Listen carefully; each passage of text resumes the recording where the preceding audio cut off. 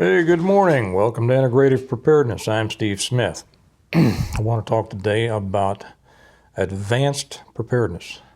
A lot of people don't think about advanced preparedness or total preparedness. A lot of people think that it's beyond the reach of the average person. I want to talk about that. Explain that it's not beyond the reach of the average person. Explain a little bit about what it is. And encourage those people who are kind of trapped on the lower levels of preparedness to step it up a little bit, step up your game. We see, oh, by the way, I just put up over on the Patreon channel, I just put up part 9 of the audible reading of the reversion. We're doing this, going through the whole series. People have been after me for a long time to put the books in Audible. So the first book is the reversion. That's the one I'm working on now. And got part 9 up there. So if you like that, I want to say Sherry, one of our highly esteemed patrons over there, she said she was starting to read through the whole series for the 6th time. But when I started putting out the audibles, now she just listens to those instead. So I think that's great. I know a lot of people have wanted that, and I'm glad that I've been able to get around to doing it. It's on the Stonemont level, to let everyone know, on the Stonemont level of the Patreon channel. You can get to the Patreon channel. Down below is a link down there. And then there's the basic level, $1 a month, and then the Stonemont level, you get more, and you get the audibles of the book series for $5 a month. So that's how you get that if you haven't. Those of you who have read my books, the Stonemont series, have a sense of what I mean by total preparedness. Many times I'll get comments from people, especially on YouTube. I don't get it hardly ever on Patreon. But on YouTube, I'll get a lot of comments about no one can be totally prepared. That tells me the person has not thought far enough down the road. Okay. We know that the basic preparedness, food, water, protection, shelter, such as that, people, those are the basics. That's where you start. You don't end there, although you don't necessarily add, well, yes, you do. Actually, you do add many more things to it. But you increase the quality and quantity of those basic things. That's the road to advanced preparedness, or what I call total preparedness. And for those of you who are thinking about it right now, who may still be on the basic level, and I think that's most people, so don't feel badly about it. Let me assure you, I know many people who have reached the point of what I consider to be advanced preparedness. Now, what do I mean by that?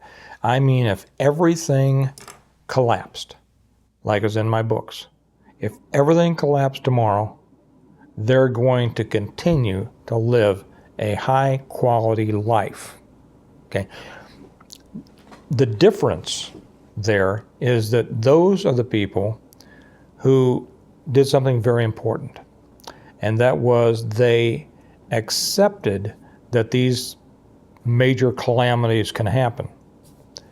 And they determined that they could and would do what it took to prepare themselves to continue living well after a collapse. Okay? It is possible, and it is necessary. With all the things we have going on, I'm going to get to a little bit more about it in a minute. But with all the things we have going on in our world today, all the different threats coming in, you can be prepared for a financial collapse. You can be prepared for any number of the things that we see coming at us right and left. But to be prepared for all of it takes a wider thought process, a wider scope of attention. Okay, and because the world has gotten so threatening, only a wider focus and only a focus and a determination for total preparedness is going to prepare you for whatever might come your way, because you don't know what's going to come your way. When people, well, okay, I'll start this and then I'll back up. When people say in the comments or have in the past, no one can be prepared, can be totally prepared, my first question to them is, have you read my books? The answer is always, well, no, but nobody can be totally prepared. Okay, this is an indication of a personal limitation of that person. And others will say, nobody has all the money in the world to do this. Nobody has, That's also just an excuse. That's not a reason. Because the people I know who have reached that point of total preparedness, in my opinion, some of them do have money, but it's money they earned and they worked their butts off for it. It's not like some people seem to think, well, everybody, all the rich people just inherited. No, most rich people didn't inherit. They worked their asses off for it. But some of them do have money, but not all of them do. Others just worked very carefully and very hard in planning for this. Now, the elements that go into being totally prepared begin with basic preparedness, right? Of course. Food, water, shelter, defense, people. But you don't stop there. As a matter of fact, when I try to talk about total preparedness, I always refer to the Stonemont series, my series of books that I started writing in 2015. The first one, the reversion, came out in 2017. I'm currently working on the seventh. This, as it stands now, is the reversion, the revival, or the renewal, an appeal to heaven, the blessings of freedom, and hostages to fortune. And it begins with a family who was prepared. Something happened that took down everything in the world. As a result of their preparedness, not that they were rich. They weren't rich. What they did is they took those steps that were necessary to prepare them to be able to withstand a total collapse. Then, as a result of their preparedness, they were able to help other people who came in, added to the strength of the community, and there it continued. In 6 books, I detail exactly what I consider to be total preparedness. Are there threats? Yes, there are continuing threats. Total preparedness enables you to successfully deal with those threats. Are they threats from outside? Are they medical threats? Are they threats from nature? Are they threats from other people? All of these things have to be taken into consideration. And they are. And as I go through the story of Stonemont, I talk about how people first survive, then how they build, how you build community. And you see, when I talk about this stuff, the people who refuse to consider or refuse to put the effort into thinking about how to create total preparedness, they immediately shut themselves down by saying, well, that couldn't happen, that's not going to happen, whatever. It's exactly what has happened as communities and countries have been built forever. See, these are basic things, but you have to be able to address those things. You have to be willing to understand the threats, willing to take the actions necessary to successfully counter those threats, and then build. And that's what it's all about. It's all about building, constant building. As I go through the story in these, I talk about the building of communities, the building of numerous communities. As a matter of fact, as we're now into the The seventh book is not just the original community that's being built. We see communities in South Carolina and the Ozarks, in Kansas, in Texas. We're seeing how all of these things come together. And as they develop themselves, they're able to work with each other and with support and technology and all that. I talk in here about how they create their own electrical energy, their own electricity. Just because everything shuts down, like in my books, CME. And have you been watching all of the solar flare activity that's going on? We're getting hit right and left, not by strong ones, not by killers yet, but we're in the 25th solar cycle, and we're not yet at the peak. And things are very, very active. It could happen at any time. I'm not saying it's going to. What I'm saying is if you're not preparing for it to, you're really not preparing. That's what I've always prepared for. So as we go through this, I talk about it's not a matter of just surviving a Stone Age survival, okay, from here on out till the day you die. Something like that, a CME, would set us back to about the 1840s. Okay, a pre-electricity day. But the thing is, it's not like we're going back to the Stone Age. It's not like we're starting over. We may have taken a hit on the technology, the existing technology, but we still have the knowledge. Okay, it's not like we have to reinvent everything. We might have to rebuild things, but we don't have to reinvent things. Does that make sense? Okay, so in the books, I explain how they again create electricity, how they put in their power plants, how they build, with what materials they build, how they're able to build, I won't use the term, build better than modern building. The old stick-built houses that we have now are really not, they're not conducive to, to heating, to staying cool in the summer and warm in the winter. I talk about how a better way to do that. I talk about how they start building their own vehicles. But Steve, what are vehicles running on? Well, where they have it, I explain how they reopen oil wells, gas wells in the area that I talk about, which is right around me here. The area is full of gas wells and oil wells. It's not like we have to reinvent the ability to do that. We just have to, the knowledge we already have, we just have to do it. We have to rebuild it. So when people think that nothing can be done, they're mistaken, and it's simply a matter of they have refused to put in the thinking and the energy and say, how would I do it?